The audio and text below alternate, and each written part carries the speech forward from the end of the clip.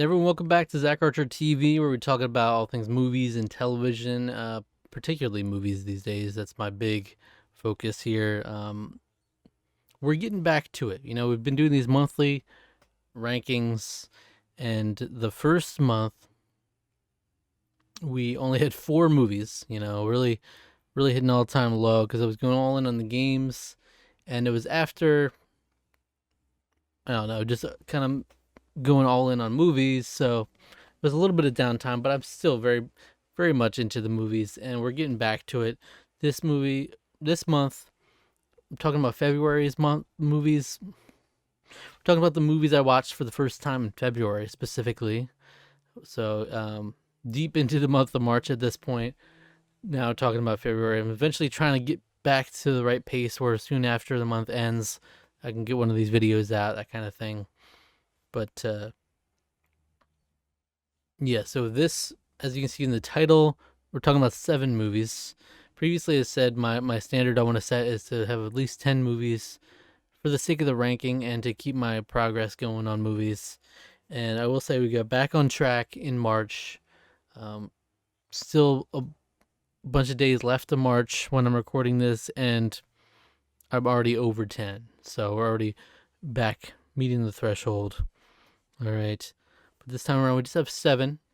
And so the way this works is I'm just going to go through and talk about from 7 to 1 the movies I watched for the first time this month, whether they came out recently or whether they came out decades ago. It doesn't matter. It's just what I watched for the first time this month. And I always briefly now mention at the start any rewatches I have and where I would rank them if I did. The only rewatch I had this month was Friendship, which I just wanted to show to my girlfriend. Friendship would be probably number 4 on this list if it were being ranked, but since I had already watched it and ranked it previously in 2025, it will not be ranked. So without a further ado, let's get to it. As it works as well, we'll be going from 7 to 1, but also we'll be going through a little bit of a tier system. All right, it's very nuanced, very sophisticated tier system. All right, at the top. All right, let's go to the bottom. At the bottom, terrible. Then it goes up to not good. Then okay. Then good. Then great. Then amazing. All right. Now, sometimes there might not be movies in certain tiers. So just like with this one, we're going to skip up for number 7. We're starting the tier list with not good. All right. Number 7, The Smashing Machine, 2025. This was part of an effort it's been an effort, ongoing effort, but it's particularly this month and in February and even early March. I was doing last minute push to get as many of the Oscar nominated movies as possible in there, including The Smashing Machine, which I generally agree with the reputation it got, where the acting is solid in the film, but the film itself isn't anything to write home about. Ultimately, there wasn't enough there to get me super rooting for the characters or incredibly interested in these particular characters, even if they're based on real life characters. I didn't really know anything about them. Mark Kerr, I didn't know anything about him going into this other than his profession, obviously just from the premise, but I don't think the movie did enough to get me on board with them entirely. And for a movie focused on UFC and based on a documentary about Mark Kerr, a UFC legend, apparently, the fight scenes were nothing. Like, most of the fight scenes would be done before they even started. It's like you'd see a couple little moments and then that was it. Like, there was nothing about it that made me interested in UFC whatsoever. As someone who doesn't know much about it at all, like, these scenes weren't gripping. They weren't exciting in a way that I feel like they really should be if you want to really sell this, the achievement of the sport. But it's not horrible. It's not horrible, and it's close as teetering on between not good and okay, but it is the one film out of these that I gave 2.5 stars. And so that for me just edges it down into not good. Next up, we're going into the okay tier for number 6, Wuthering Heights. All right.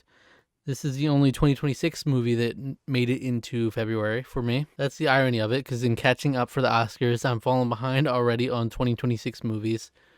It's just an ongoing, forever struggle. Wuthering Heights is one I was interested in. Look, sometimes I just like a good sexy movie. In the trailers, there was one in particular that was really good.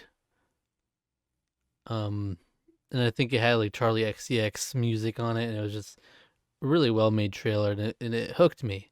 And then there was all this discourse about, oh man, these, like, how Margot Robbie's not a good actress in this one scene or whatever. Before the movie had even come out, people were already casting judgment on it. And I get it, it may not be faithful to the original classic novel. I'm kind of interested in reading that now, but ultimately that doesn't really matter to me when it comes to judging a film. Maybe if I was a diehard Wuthering Heights fan, maybe I would, but as someone coming in as a third party, essentially, I don't hold that against it too much as long as it's doing something interesting. That being said, this one is also teetering just on the opposite side of the smashing machine between okay and not good. Easily could have fallen into not good. And I think over time it might, just because it already doesn't really hold up that much when I'm thinking about it. But I did enjoy elements of it. But ultimately, the love story itself, I wasn't super sold on. It wasn't actually that sexy when you get down to it. You had two attractive people as the leads, but the filmmaking itself wasn't anything crazy sexy. There are sexier movies that don't market themselves as that. So for the most part, it falls into mediocrity for me. So that's where it evened out and okay, but 3 stars for me on Letterboxd. It took some weird turns along the way, which is kind of why it elevates a little bit for me, because it's not all like by the books what you'd expect from this movie if you don't know anything about it. There's some weird stuff it gets into, but it also does kind of weirdly drag at the same time, even with these unexpected turns. I felt like it dragged a lot, but I also wasn't a huge fan of the editing. It certainly at particular times where it felt more like a montage or a kind of like a music video edit, maybe something like that, where I don't think it really suited the film. But so ultimately, the romance itself didn't work for me, but I did appreciate the weird deviations we took along the way. Ultimately, nothing great. Number 5, Diane Warren, Relentless. That's right. I know this has been, every time this is a shame, every time this movie gets brought up, it's literally the same exact context. So if you aren't deep into the Oscars race, this is what everyone says when they bring it up. It's like, okay, here's the movie I watched had to watch it because Diane Warren got nominated for Best Original Song for this film. And why do they keep doing this to this woman? Why do they keep torturing this woman? But I did watch the movie, and this is why it's mediocre. Essentially, that's almost everything I've heard from people talking about this movie. You can't separate the two. It's the reason people are watching it, because it's like there was no buzz around this documentary whatsoever. It's just literally for the fact that there are people like me now who try to watch every Oscar nominated movie, and this is even the ones that are nominated just for the song, they still count as Oscar nominated movies. So this is an easy watch, I'll say that. There's some like really heavy watches this Oscar season. There's some that you really need to be engaged and focused on. This one was like when I didn't really feel like getting into a huge meaty movie, I was able to throw this one in the mix. And it's like, okay, it was not a bad documentary. Ultimately, I got some more appreciation out of Diane Warren. I was like, man, this is a pretty cool chick. That's kind of my takeaway from it. Some people say she came out not looking too great from it, which I get, but to me, I liked her dry humor about her, and just like it's kind of an unconventional thing, especially for someone who's so accomplished in the industry. Just the way she presents herself and goes about the world, it's very different, and I admire it. I will say it is funny how this movie is kind of her. It's a documentary about how she hasn't won the Oscar properly, and it's ultimately gonna, or it did go on to lose, and it was not even a question. So it's a very weird framing of the documentary. Obviously, the documentary is about her and people talking about her and where she's come, uh, touching on a lot of the big hits that she's made, which is also like that was a big thing I took away from this documentary. Is like, wow, there's a lot of my favorite songs that were written by Diane Warren. I had no idea. I Don't Want to Miss a Thing by Aerosmith has become literally one of my favorite songs ever, and I never knew she had written it. So it was like respect that she was just they were just throwing in hit after hit, and I'm like, damn, she is accomplished. And I Don't Want to Miss a Thing was nominated for an Oscar along with her ton of other nominations she's gotten without a win. She got that honorary Oscar, but she's still looking for a proper W. I don't know if it'll ever happen. It would be great to see it, but yeah, Diane Warren needs to get on a big hit. Like she needs to get on a big movie because she keeps getting nominated for the lesser known films, and so it has less of a chance to win by its nature. And so it's just how it's shaken up. But I will say there's a film I will touch on later that is super heavy, very emotional. I watched that one and followed it up with Diane Warren Relentless. It is kind of whiplash when you do something like that. The stark contrast, and it really highlights the fact that it's like, man, okay, these are some first world problems here. Like we're supposed to like empathize with Diane Warren, like the poor lady, she's never won an Oscar, but it's like kind of crazy, especially in this year too, with how many heavy documentaries there are. That this one's just in there, and it's like, dang, Diane Warren hasn't gotten her Oscar nomination. Like, you're not gonna get me to shed a tear for that. I'm sorry. Number 4, Song Sung Blue.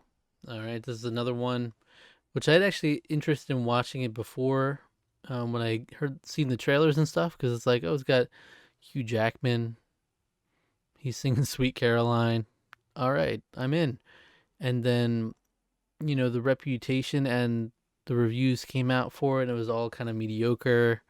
And then obviously that kind of thanks your desire to watch the film. But then ultimately, Kate Hudson got that sneak nomination for Best Actress, which was everybody was saying it at the time. I couldn't say for myself until I watched it. They were saying she didn't need to get in. She was fine, but she didn't need an Oscar nomination for it. And I very much agree after now seeing it.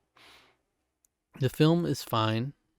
There's some stuff in it that's wild that is an actual based on a true story, like the way things just happen. In the context of a music biopic type of thing, it's a wild trajectory at times,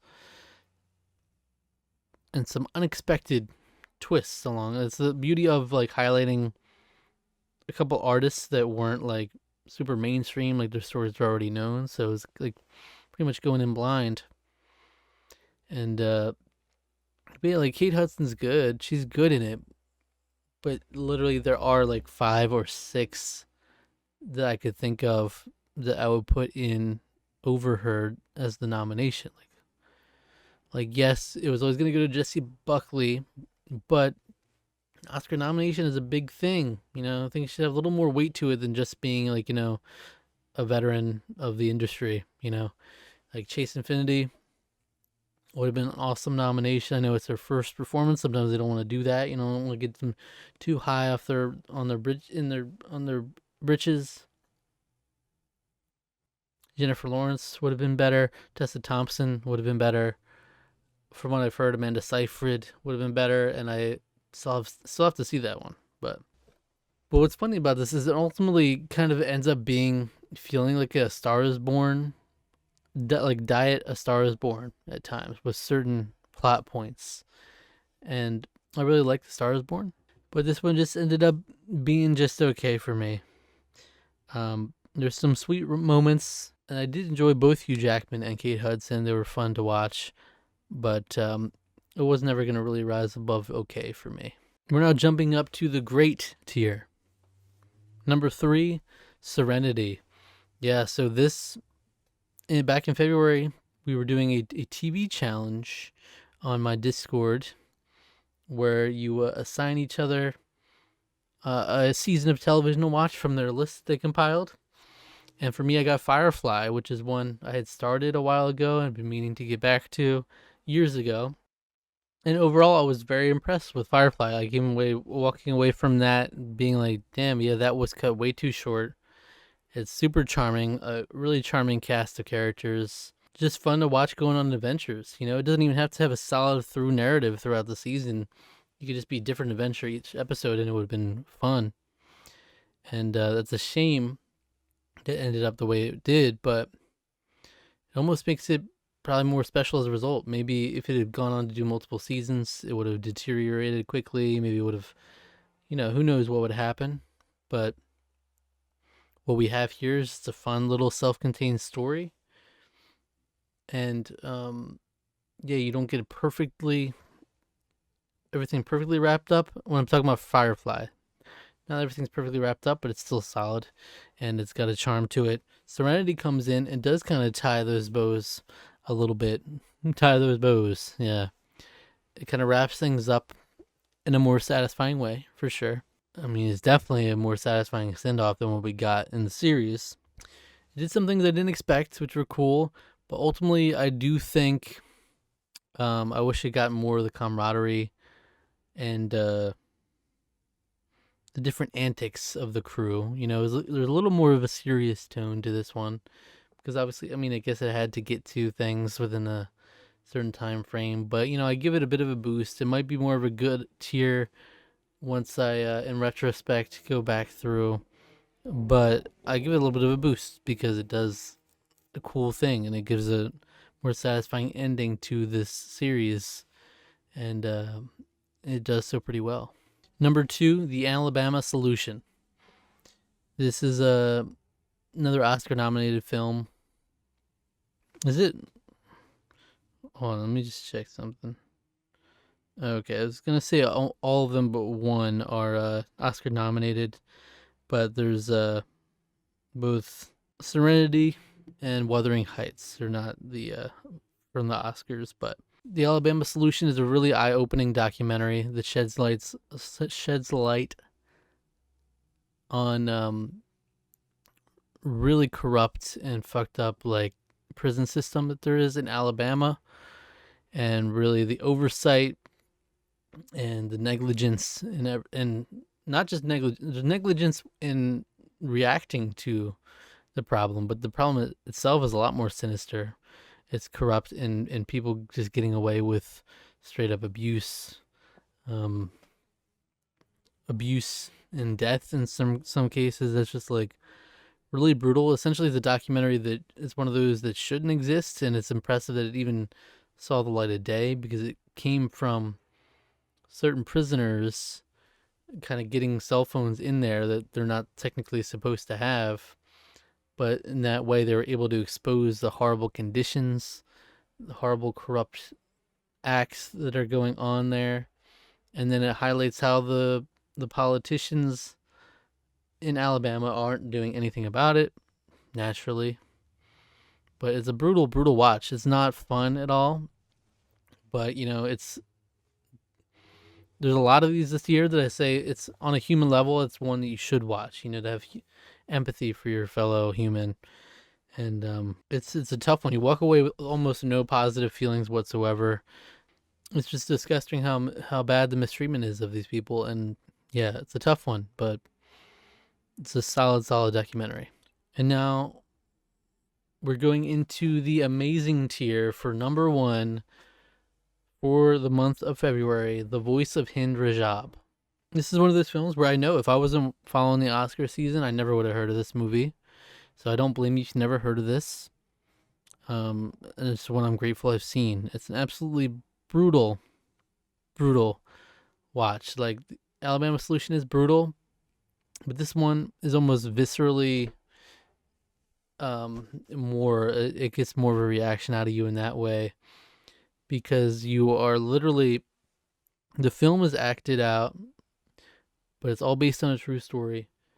but you're literally hearing real calls from a 6-year-old girl um, during the invasion of Gaza, and it's like she's trapped in a car.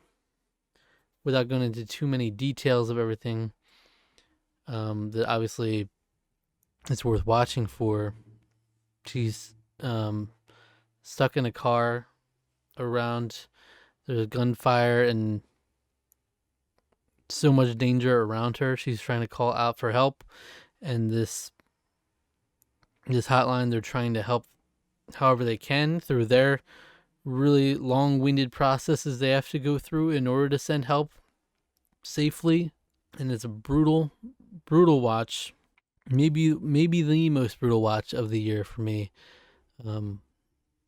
I'd say the most viscerally emotional I got this year was from The Perfect Neighbor. Like that actually, I was like broken down to full tears, and I had to stop halfway through that. This one, look, I easily could have had the same reaction to this one. I mean, no way, no way around it. It's super emotional, but it's just this one has more of a narrative to it that's like you're captivated. You can't keep your eyes off the screen, so it almost uh, pulls you in that way. And there's some interesting things they do with the shots and directing wise, where they'll cut from like real footage of the like a cell phone footage they have of like the dispatcher or what have you, and then they'll cut back to the actor doing it. I know some people didn't really appreciate, they weren't a fan of the way it was adapted, but I was still kind of mixed on that too. But ultimately, I can't deny how effective the film was, and just how, I mean, the performances are amazing. The two lead performances in particular, really, you can feel it in them, and I can only imagine being on set filming something, how hard that must have been, because you're using the real audio, and that's so tough. And obviously, it's horrible that that's out there, like to hear like this child in her most vulnerable moments, but it makes it all the more real, and hopefully makes people take it more seriously and understand just how vile this shit is. I mean, literally a child um, who just is asking for help. And so I highly recommend watching it. Unfortunately, I had to rent it in order to watch it. I don't think it's streaming anywhere, at least it wasn't when I watched it. I don't know if it's going to be, but it's worth it. I mean, it's worth spending a few dollars to watch. It's just wild because we're so often we're like so far removed from these kinds of tragedies that even watching this film, it's really hard to wrap your head around the fact that this is a real thing that took place and that it's not dramatized. You know, it's dramatized in the literal sense, in that that's how it's adapted. You're acting out certain the people on the phone with her, but what she's going through and that call is, it's very real. So it's like, wow, that's tough. That's tough. And it doesn't feel real. Uh, an important watch. One of my favorite films of the year, The Voice of Hind Rajab. And that's it for this month. I do want to mention, I kind of forgot about this until now. Part of the reason why the number is low this month too, only 7 movies for me, is because I watched a ton of shorts too. So maybe I'll briefly touch on those as well. I don't know if I wanted to really put them in a full ranking here.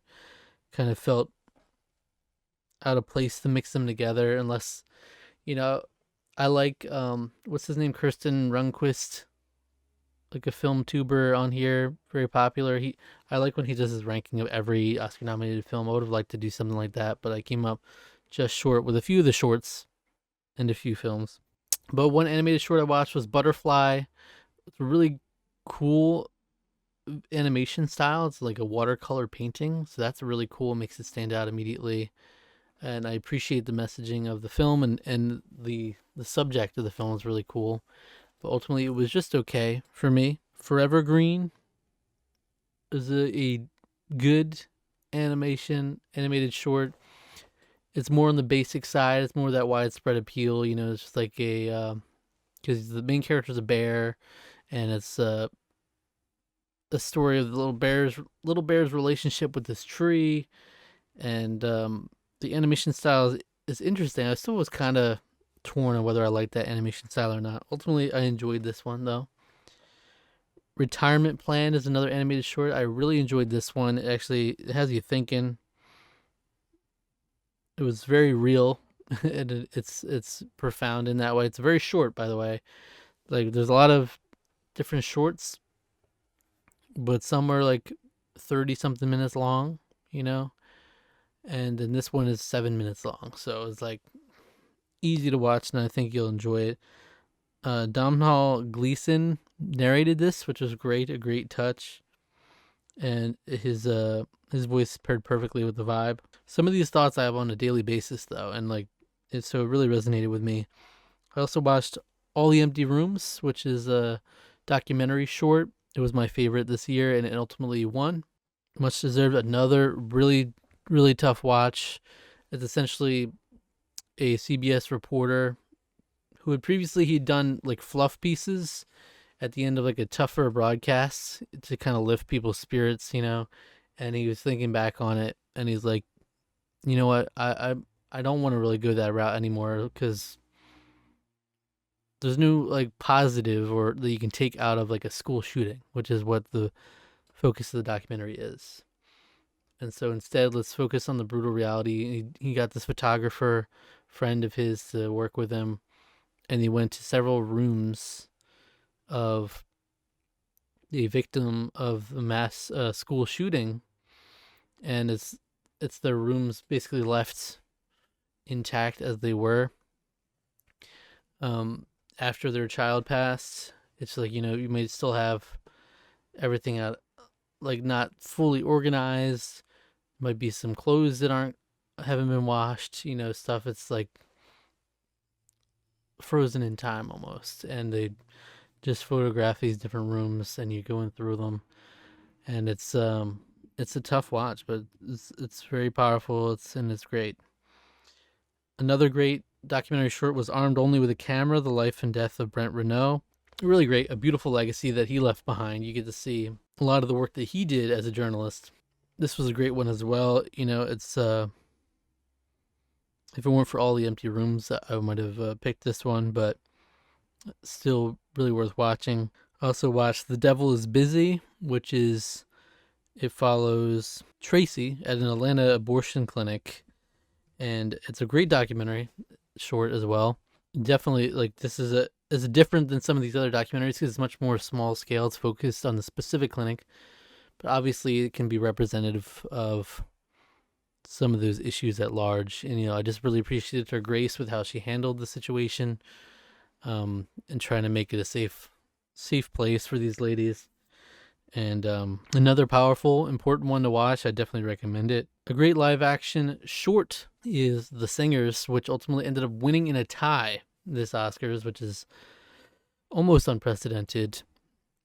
It's awesome. It's wholesome. It's beautiful. I mean, I recommend it. It's easily accessible. It's on Netflix. So if you have that, really, I would just recommend watching it. There's not much more to it than the title, The Singers. There are singers in a bar. Have fun. It's kind of beautiful and simple but beautiful. And the other one I watched, ironically, right after it, the day after the one that it tied with for the win, Two People Exchanging Saliva, which is, wow, this is a weird, fucked up little world he put together, but it was so well done. It's almost like the French New Wave style of filmmaking, black and white, very avant-garde almost. And it's funny because of that style, but with a super weird concept outside the box, where it's like a dystopian future where you're not able to do any, you can't kiss. It's forbidden to kiss or like any sort of physical intimacy in public at all, even in private. That's the thing. You're not supposed to be doing it at all. So there's an element of, could we try doing it in private? But it's like literally penalty of death in the case of being caught kissing. It's a crazy scenario. And there's even more weird stuff layered on top of it. So this was one where it's like the singers might have been my personal favorite, but I fully expected this one to win and was fully fine with that. I feel like it was the most deserving one, and so them tying was just perfect for me. It's really, really cool. And then the last short that I watched this month, at least, was Jane Austen's period drama, which is a funny little comedy, which, you know, it doesn't sound like it at first when you hear it, but then there's a double meaning to it, which lends itself to a funny little short. A funny little short. There you go. That's my ranking for the month of February. I'll be back not too long from now to talk about March, and I got a bunch more to talk about in there, so stay tuned for that. Subscribe to the channel for more things on all things film and television. Like the video, leave a comment. What do you think of my rankings? What do you think of the movies I mentioned here? Have you seen any of them? What movies have you watched? Let me know.